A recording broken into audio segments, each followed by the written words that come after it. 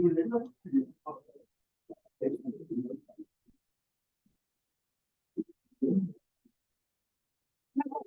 you going on paper? I don't, sweetie. I'm sorry. Wait, hang on. I got some here. That's- there's a little sack. I have some somewhere. I gotta get it together at some point. Unfortunately, that point is not today. Okay. Da.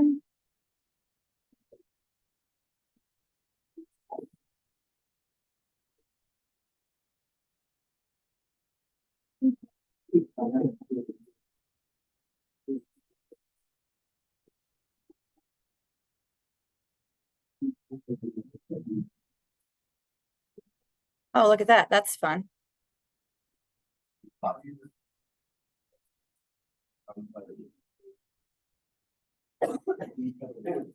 Okay.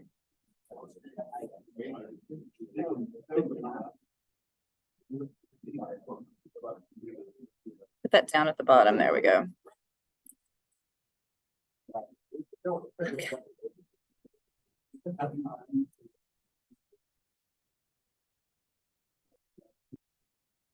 All right. Very good. Are you guys ready? Like I'm gonna have to edit out the beginning of this. That'll give Mr. Raymond something to do. Okay. We talked about number one. How long do you do for each problem? About a minute, but you can have you can actually have an extra minute. Kiddos, the extra conversation is going to be in the video. Okay. You can actually have extended time on this test. So you've got twice as much time, which is very cool. And I'm rewriting what I already wrote here. All you're doing for these expressions is plugging in -1 for X and 3 for Y. Okay. All this right here, what I did was I made a note. Okay. I just made a note that I plugged it into the calculator. Okay. Literally from left to right, I just plugged this into the calculator and the answer is -26. I can do that by hand, no problem. But I mean, why bother when you've got a calculator? It's just faster, it's more accurate, as long as you make sure that when you square something, and this one doesn't really matter because we're taking it to the third power, but please do put parentheses around it. That will make it more accurate. Okay. Let's take a look at number 2. Number 2 is a change of base problem. I know how they want you to do it, but you don't have to do it that way. Okay. 8 to the third power. 8 is the same thing as, excuse me, not 4. 2 to the third power raised to the third power. Because this is a multiple choice test and it's change of base, you could look at the 2. It's either going to be a base 2, a base 8, or a base 4. I'm going to put it as 2. And then because I can also write 4 as a base 2, which is 2 squared to the 1.5 power. Okay, 2 to the third is 2 to the 9th. 2 to the 5th, excuse me, 2 squared to the 1.5 power is 2 to the 3rd. And then we add those, that's 2 to the 12th. That's what they want you to do. You have to do that. No. I would make another note here. I'm going to say calculator. All right. You can also plug this into your calculator, 2 to the 3rd power, just like it says. 2 to the 3rd power times 4 to the power of 1.5. And you're going to get, oops. Let me go back. 8 to the 3rd power, Miss Rowe, 8. That's the other reason why I like this calculator instead of the other one, because you can see your mistake and I can go back and see that I put 2 to the 3rd power. So I get 4,096. And when I plug all these other numbers into the calculator, I only get 4,096 for one of them. Okay, so change of base, this we will work on later in the year if you haven't seen that before. I say just use your calculator, it's faster. It will work every single time. Okay. All right, moving on. Elsa from Frozen, spent $6.10. I want to know what bakery she's shopping at. $6.10 on cookies, cream puffs, and tarts. She spent 85 cents for each cookie. Okay, 85 cents for each cookie. And 25 cents for each cream puff and 10 cents for each tart. Okay, so how many cookies did she buy? Elsa's mom checks the pastry she bought. She sees that she has 4 cookies. Okay, so I'm going to take 85 cents, multiply it times 4. How much did she spend? It's 3.4. Technically, that's $3.40. Sure. Okay. The 6 cream puffs, those are 25 cents a piece. This is, kiddos, the reason why they make you take this is not to see how good you are at math. It's to see how good you are at problem solving. Okay. So that's $1.50.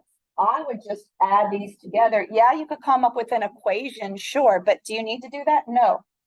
Employers, no matter who your boss is, they want to see that you're a good problem solver. Okay. So altogether, we spent $4.90. So I would take the $6.10. We're kind of using a working backwards strategy here, and say, well, she already spent $4.90 on her cookies and her cream puffs. So that leaves her with $1.20. If each of those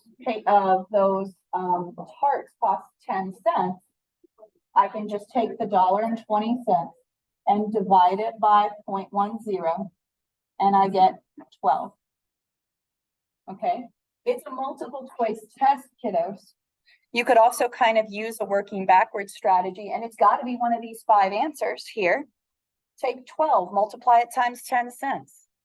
Take 13, multiply it times 10 cents, and kind of add everything up. Just because you don't solve it the way I solve it doesn't mean you won't get it right. I know that one takes a little bit longer because you've got to multiply and add and kind of code switch there, but I know this is doable for all of you. I think that's a really good problem. Okay. Number 4 is also a change of base problem. I can see that it's either going to be 5 or 25 or 125. My guess would be, because 125 and 5 I could rewrite. Let's see, 25 raised to the 2nd power is 625. So I know that it's got to be 5. So I'm going to rewrite 125 as 5 to the 3rd power, right? Let me just check. Yeah, 5 to the 3rd power raised to the 4th power. And then 25 is 5 squared raised to the 2.5 power. Okay, well, raise a power to a power, that's 5 to the 12th. Raise a power to the power, that's 5 to the 5th. And then I add, so that's 5 to the 17th power. Is that the only way to do it? No. The only problem is these are such huge numbers that they look funny in the calculator. Okay. But if I take 125 and raise it to the 4th power, and then multiply it times 25 raised to the 2.5 power, you're going to get a big old number in your calculator that is about 7.629 times 10 to the 11th power. Okay, big old number. Okay, but the only one that's equivalent to that is this 7.629 times 10 to the 11th. You're doing this fast. You're doing this to problem solve. So just keep that in mind. All right. Let's try another couple before we end this video. Okay. I love this problem because if you're afraid of inequalities, you're not the only one. But let's make up some numbers. Let's just problem solve, okay? It says for all real numbers, x, y, and z, such that x is less than y and y is less than z, which of the following inequalities is true? So I just picked 3 numbers where that was true, okay? I said X is 1, Y is 2, and Z is 3. Are you with me? Is that true that X is less than Y and Y is less than Z? So you could pick any 3 numbers, but I picked 3 teeny numbers because they're going to be easier to work with. So I'm going to try to make a guess.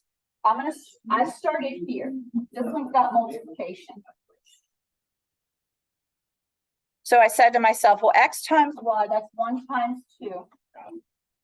Should be greater, if this is true right here, should be greater than 2 times 3. Well, 1 times 2 is 2, 2 times 3 is 6.